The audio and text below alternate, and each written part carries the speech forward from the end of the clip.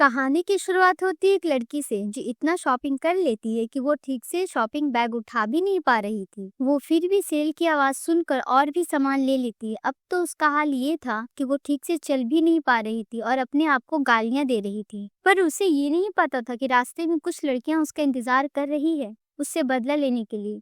जैसे ही वो उन लोगों के पास जाती है वो लोग उसका रास्ता रोक देती है और कहती है, ये है वो जिसकी वजह से मेरा बीएफ मुझे छोड़ दिया, और उसको मारना स्टार्ट कर देती है। वो लड़की जिसका नाम जोसियोन रहता है उन लोगों से कहती है वो मेरा भाई है, लेकिन वो लोग नहीं मानती और मारना स्टार्ट कर देती है। जोसियोन भी उन लोगों से लड़ने की कोशिश करती है पर वो लोग तीन थी और वो अकेली। मार खाकर जब वो घर आती है और अपने भाइयों के ऊपर चिल्लाने लगती है और पूछती है किसकी हरकत थी ये, उसके तीनों भाई डर से चुप रहते हैं। जोसियोन फोन उठाती है और उन लोगों की फोटो क्लिक करना स्टार्ट कर देती है और ब्लैकमेल करती है। अगर वो नहीं बताएंगे तो वो उन लोगों की फोटो सोशल मीडिया में पोस्ट कर देगी, जिससे सारी लड़कियां उन लोगों से दूर चली जाएगी। देखो ऐसा है, साउथ कोरिया में लोग अपने लुक को लेकर बहुत कंसर्न रहते हैं, इसलिए वो उनकी गंदी फोटो उठा रही थी। पर वो जिस तरह भी उठा रही थी उसके भाई हैंडसम ही दिख रहे थे। तभी उसका बड़ा भाई डर से कबूल करता है कि इस बार उसकी गलती थी। वो उस लड़की से पीछा छुड़ाने के लिए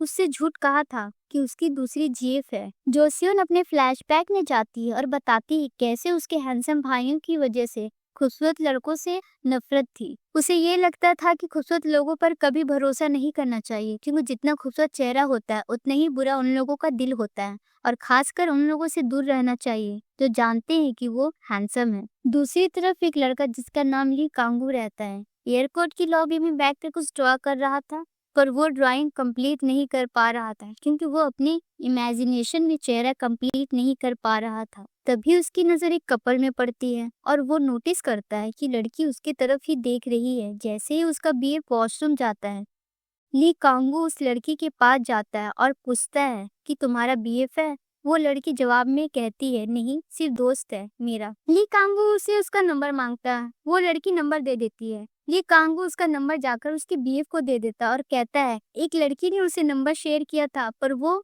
उसकी टाइप की नहीं है, इसलिए वो उसे ये नंबर दे रहा है।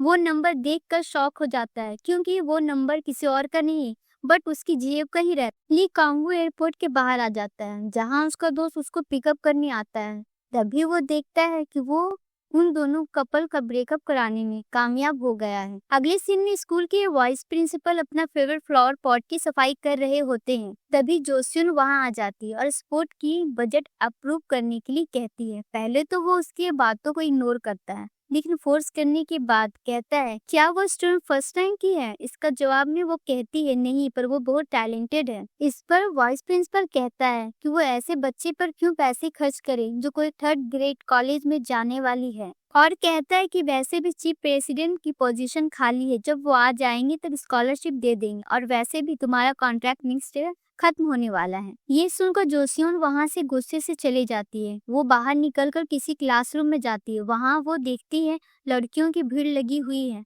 और उसका भाई टेबल में डांस शो दे रहा होता है सारी लड़कियों को। अचानक से उसका भाई का नजर अपनी बहन पर पड़ता है और वो गिर जाता है। तभी जोसियोन उसका कान पकड़कर ले जाने लगती है। तभी सारी लड़कियां जोसियोन को ऐसा करने से रोकती। जवाब में जोसियोन कहती है सारे अपने क्लास में जाओ, अगर किसी ने ऐसा नहीं किया तो सबको फेल कर दूंगी। तभी उसकी नजर उसकी दोस्त पर पड़ती है। वो भी उसी स्कूल की टीचर रहती है और वो भी उसका भाई का डांस शो एंजॉय कर रही होती है और वीडियो भी बना रही होती है। ये देखकर जोसियोन और भी गुस्सा हो जाती है और अपने भाई को वहां से ले जाती है और मुर्गा बना देती है। तभी उसका बीएफ का फोन आता है और उसे मिलने के लिए एक बड़ी सी रेस्टोरेंट में बुलाता है। जोसियोन खुश हो जाती है और उसकी दोस्त किम जो वही स्कूल की टीचर रहती है उसको बाथरूम में ले जाती है और उसका ड्रेस उतारने लगती है। किम को लगता है कि उसका भाई का डांस शो एंजॉय करने की वजह से वो ऐसा कर रही है और उसे सॉरी भी बोलती है और ये भी कहती है ऐसा करना क्राइम है और ये हक सिर्फ उसने अपने बीएफ को ही दिया है। जोसियोन कहती है उसके बीएफ ने उसे कॉल किया है और उसे बड़ी से रेस्टोरेंट में बुलाया है, शायद वो उसे प्रपोज भी करने वाला है। ये सुनकर वो उसे अपनी ड्रेस दे देती है। जोसियोन अपने बीएफ से मिलने जाती है, पर वो उसे पहचान नहीं पाती है क्योंकि वो सर्जरी करवाकर हैंडसम बन जाता है। जोसियोन कहती है इतना अच्छा चेहरा क्यों बिगाड़ दिया। उसका बीएफ कहता है वो अब हैंडसम हो गया है और वो उसे ब्रेकअप करना चाहता है क्योंकि उसको कोई और मिल गई है जो मिस कोरिया है। और जोसियोन को कहता है तुम्हारा फिगर आटे की बोरी है। जोसियोन वहां से निकलकर अपने भाई के बार चले जाती है पीने के लिए और दुखी होने की कोशिश करती है और रोने की भी। उसका भाई उसको बोलता है हो गया तुम्हारा नौटंकी, तो जाओ यहाँ से। इस पर वो कहती है जहाँ देखो हैंडसम ही लड़के हैं, यही बार देख लो। इतना कहते हुए पास में बैठे हुए लड़के को सेड्यूस करने की कोशिश करती है, पर वो उसकी हरकत देखकर वहां से उठकर चला जाता है। वो फिर से ट्राई करती है दूसरे लड़के पर वो भी वहां से उठकर चला जाता है। इसमें उसका भाई कहता है कि शायद तुम भूल गई हो, ये गे बार है। और ये भी कहता है कि तुम लोगों को लुक से जज करना बंद कर दो। हैंडसम है तो रूड है, बुरा दिखता है तो अच्छा है। और ये भी कहता है कि अगर तुमको उस उल्लू से वाकई में प्यार होता तो तुमको ये शराब अच्छा नहीं लगता और रोना भी आता। उसकी बात सुनकर जोसियन पूरा बोतल उठाकर पीने लगती है। टल्ली होने के बाद उसका भाई उसको कैब में बैठाकर घर छोड़ देता है। वो उतर कर वोमिट करने लगती है, उसके बाद रोने की कोशिश करती है, लेकिन उसके आंखों से एक ड्रॉप भी आंसू नहीं निकलता है।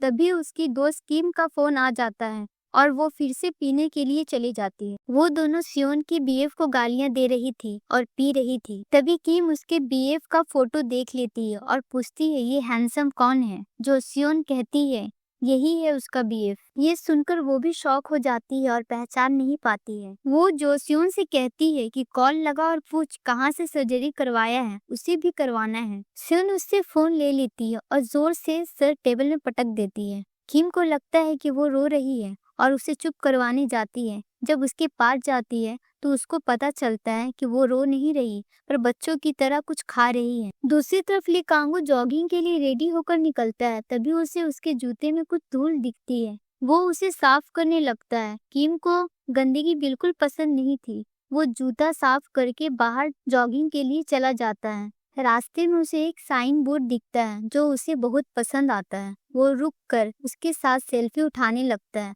उतनी में जोसियोन वहां आ जाती है और अपना वोमिट साफ करने लगती है। अपने आप को कोसती है और वही पुराना वर्ड फेमस पीने वालों का डायलॉग मारती है कि आज के बाद नहीं पीऊंगी और अगर पी तो खुद को नहीं छोड़ूंगी। खैर ये बात तो हर पीने वाले कहते हैं जब होश में आते हैं और अपनी हरकतें याद करते हैं पीने के बाद और फिर से पीने चले जाते हैं। खैर आते हैं स्टोरी में। वो अपना वोमिट साफ करती है और खुद को गालियां देती है और पानी ली कांगो के पैर के तरफ आ जाता है। ली कांगो जब देखता है कि उसके शू के नीचे गंदा पानी आ रहा है वो चिल्लाने लगता है और झुकता है। तभी वो आकर टकरा जाती है उससे, जिसकी वजह से ली कांगो नीचे गिर जाता है। वो जैसे घूमता है वो अपने फेस के सामने झाड़ू दिखाई देता है। वो झट से उठता है और चिल्लाने लगता है और शॉक्स और शू फेंक कर पागलों की तरह चिल्लाते हुए वहां से चला जाता है और जोसियोन उसे हैरत से देखते रहती है। अगले दिन जोसियोन एक स्टूडेंट के बारे में सबसे पूछती है क्योंकि वो बहुत दिनों से स्कूल नहीं आ रही थी। जब सब नामे जवाब दे देते हैं तो एक टीचर के पास जाती है उससे पूछने। वो टीचर बोलता है कोई स्टूडेंट आए या नहीं इसकी जिम्मेदारी उसकी नहीं है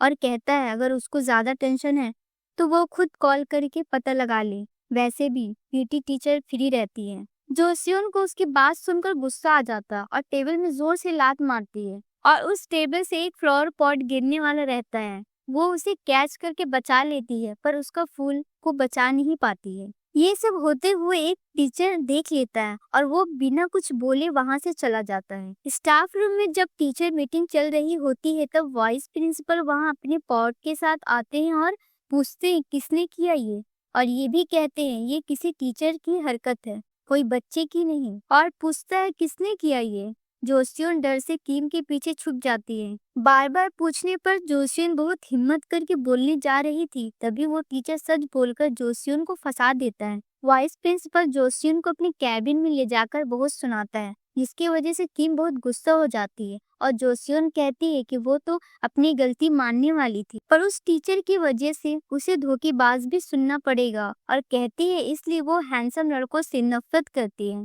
तभी किम पूछती है तो चल रही है ना, सैटरडे स्कूल का रियूनियन है। जोसियन खुश हो जाती है और बोलती है हाँ वहाँ पेट भर के खाने मिलेगा। दूसरी तरफ एक कार शोरूम में जहाँ जोसियन का बड़ा भाई काम करता है, वहाँ एक लड़की आती है जो वेल ड्रेस नहीं रहती है और उसे कांधे में बड़ी सी बैग रहती है। उसका बड़ा भाई उसको देखकर अपने कलीग को कहता है जल्दी से उसे शोरूम से बाहर निकालो वरना कस्टमर बैड रिव्यू देंगे। वो लड़की वहाँ से निकलकर एक बीच में बैठ जाती है और बैग खोलकर देखती है उसमें बहुत सारे पैसे थे और कहती है इतने पैसों का क्या फायदा अगर वो इसका इस्तेमाल ही ना कर पाए। जोसियन अपने छोटे भाई के पास जाता और उसको एक स्टूडेंट जिसका नाम जूली रहता है उसके बारे में पता लगाने के लिए कहती है। वो अपने दोस्त को फोन लगाता है और कहता है कि 10 मिनट में जूली का पता चल जाएगा। तभी वहाँ एक फेमस मॉडल आ जाता है और उसके हाथ में केक रहता है। जोसियन कहती है वो कितना डिलीशियस है। उसका भाई ये सुनता है, उसको लगता है कि वो मॉडल की बात कर रही है पर वो केक की बात कर रही थी और कहती है उससे जाओ उससे केक मांग कर लेकर आओ, उसे खाना है। अगले सीन में ली कांगो अपने दादी से मिलने घर जाता है डिनर में जहाँ फैमिली के सारे मेंबर रहते हैं। वो स्कूल वाला टीचर जिसका नाम ली मियुंग है वो भी आता है। असल में ली कांगू और वो दोनों कजिन भाई रहते हैं और वो टीचर असल में वो डॉक्टर रहता है पर रियलिटी में वो स्कूल उन लोगों की ही रहती है। उन लोगों की दादी उन लोग से कहती है अब वक्त आ गया है उन लोगों को उसका कर्ज उतारने का और वो उनकी कंपनी में काम करेंगी। डिपार्टमेंट तुम लोग ही डिसाइड कर लो। दोनों भाई वहां से निकल के किसी बार में जाते और वहां बातें करते हैं। तभी जोसियन वहां आ जाती है जूली के बारे में पूछने। ली मियोंग की नजर उस पर पड़ जाती है और वो उसके पास चले जाता है हेल्प करने। वहां का स्टाफ कहता है कि हाँ वो यहाँ काम करती थी पर अब उसने ये काम छोड़ दिया है। जोसियन वहां से जाने लगती है तभी ली उसे रोककर माफी मांगता है और वो वहां से चले जाती है। अगले दिन ली कांगू वर्कआउट कर रहा होता है तभी उसका दोस्त आ जाता है और उसे रीयूनियन में चलने को कहता है पर वो मना कर देता है। तभी उसका दोस्त कहता है गंदा कहीं का, बदबू मारने वाला, चड्डी में पॉटी करने वाला। ये सुनकर वो अपना बचपन याद करता है जब वो मोटा था और सब उसको चिढ़ाते थे।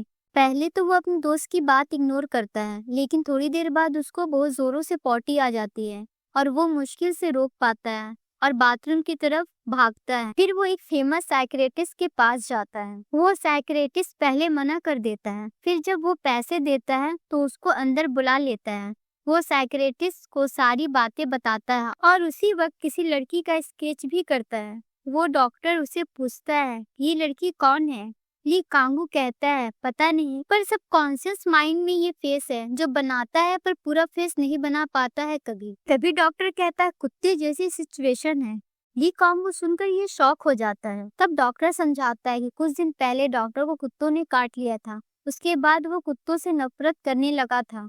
अब वो कुत्तों से सबसे ज्यादा प्यार करता है क्योंकि उसने एक कुत्ते को अडॉप्ट कर लिया था अपनी थेरेपी के लिए, इसलिए उसको भी अपना पास्ट का सामना करना पड़ेगा। ये सुनकर वो रियूनियन में चले जाता है। वहाँ सब उसे ही देख रहा होता है क्योंकि वो सबसे हैंडसम और अलग दिख रहा था। किम देखकर मेकअप करने लगती है और उसके पास जाती है और उससे उसका नाम पूछती है। वो अपना नाम ली कांगू बताता है। ये सुनकर सब शॉक हो जाता है क्योंकि 15 साल में वो पहली बार रियूनियन में आया था और सब उसके पास आकर बैठ जाते हैं और उसके बारे में पूछते हैं। पर वो जब फ्लॉन्ट करने की कोशिश कर रहा था जोसियन उसकी बात काट दे रही थी अपनी हरकतों की वजह से, जिसकी वजह से इरिटेट होकर उस पर चिल्ला देता है और उसके पास जाता है और कहता है हाय मेरा नाम ली कांगू है और तुम्हारा नाम क्या है। क्योंकि उसको याद नहीं कि वो कौन है। इस पर जोसियन कहती है कि मैं तुम्हारा पहला प्यार हूँ। तभी ली कांगू को बचपन याद आता है कि वो स्कूल में जोसियन को प्रपोज किया था